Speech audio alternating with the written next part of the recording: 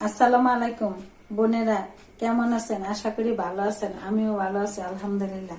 আজকে বাজার থেকে আনলাম লাউ শাক, মিষ্টি কুমড়া, ফুলকপি, তিতা শাক, কাঁচা কলা, ধইনা পাতা, বড়ই। আর আমার কাছে ভালো লাগে সবজি, শাক সবজি বেশি ভালো লাগে, তার জন্য সবজি বাজার আজকে করলাম। এটা ভাববেন না যে আমি মাছ মাংস রান্না করি না, সবই করি, কিন্তু আমার কাছে এগুলা ভালো লাগে, এগুলো আমি খাই বেশি। বোনেরা, আমরা এগুলাকে তিতি শাক বলি, আপনারা কি শাক বলে কমেন্ট করে জানাবেন। আজকে তিতি শাক রান্না করব, এটির সাথে আলু দিব, তারপরে এগুলা শিং মাছ দিয়ে ঝুল করে খাওয়া যায়, তারপরে অন্যান্য মাছ দিয়েও খাওয়া যায়। আমি ভাজি করব, ভাজিও খাওয়া যায়, আবার চিকন করে কুচাইও আলুর সাথে দিয়ে ভাজি করা যায়। আমি আলু দিব, দিয়ে ভাজি করব।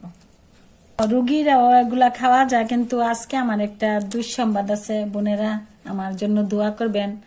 আমার ননাসের আজকে ওপেন হার্ট সার্জারি আছে ইয়াতে স্কয়ার মেডিকেলে। আমি জিলাপির ভিডিওটা আপনারা দেখছেন কিনা? ওই জিলাপি বানানোটা আমি শিখেছি আমার ওই ননাসের কাছ থেকেই। ওই ননাসেরই আজকে ওপেন হার্ট সার্জারি অপারেশন করাইতেছে স্কয়ার মেডিকেলে। আপনারা সবাই দোয়া করবেন আমার ননাসের জন্য, ওনার যেন সুস্থ হয়ে যায়, ওনার সার্জারির জন্য ভালো করে সাকসেস হয়, ওইটার জন্য দোয়া করবেন।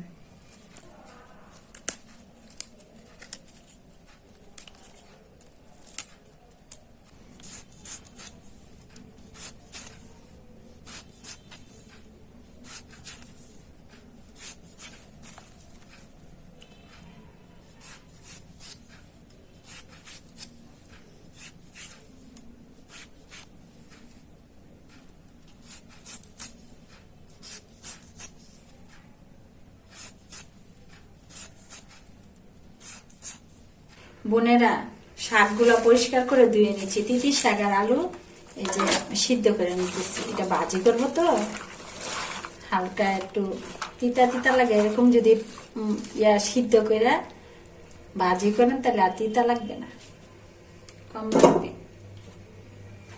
পেঁয়াজ কাঁচামরিচ কুচি করে নিচ্ছি, কারণ ভাজি করলে ওই পেঁয়াজটা একটু বেশি দিলে আর কাঁচামরিচটা ফালি করে দিলে ভালো লাগে। আবার এই তিতি শাকটা রসুন দিয়েও শাক ভাজি করে খাইতে পারবেন, সাথে আলু দিয়া বা আলু ছাড়া, যারা একটু তিতা পছন্দ করেন। আর এটা অনেক উপকারী শাক, গায়ে গায়ে জ্বর বাইলে এই শাকটা খাইলে মুখে রুচি আসে।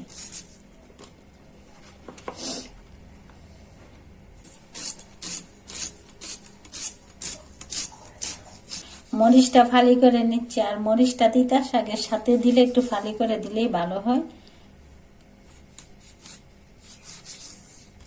আজকে বাজারে শিমলা মরিচ পেয়েছিলাম, ওইটা তো জাল লাগে না, নুডলস বা ওরকম বাজির সাথে দিলে ভালো লাগে, কিন্তু একটা মরিচের দাম 10 টাকা, তার জন্য আনিনি।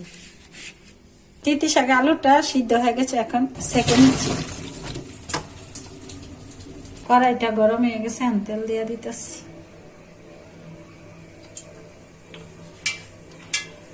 আর এই তিতা শাকটা এত তিতা লাগে না, এগুলা বেশি করে তেল দিতে, শাক মানেই তেল, তেলের সাথে শাক খাওয়া।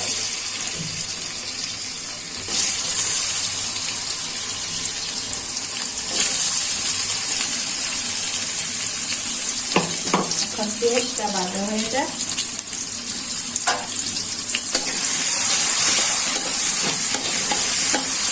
পেঁয়াজটা ভাজা হয়ে গেছে, সাথে দিয়ে দিচ্ছি ফালি করা কাঁচামরিচ গুলো।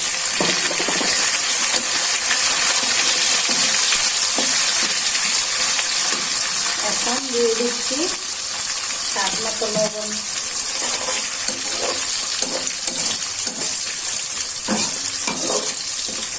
আর এই শাকটা ভাজি করে বেশি করে পেঁয়াজ দিবেন, ফালি করে মরিচ দিবেন।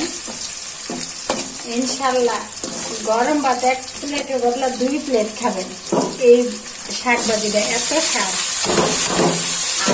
আর শাকের গ্রামটা অনেক সুন্দর।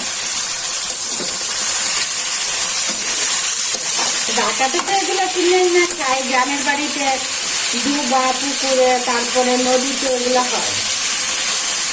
আমাদের তো ঢাকাতে সব কিনে না খায়, কিন্তু এই শাকটা আমার অনেক প্রিয়।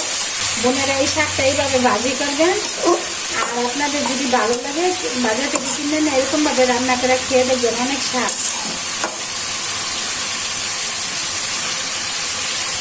শাকটা এখন ভাজা হয়ে যায়, শাকটা মনে হয় হয়ে গেছে, দেখি একটু টেস্ট করে।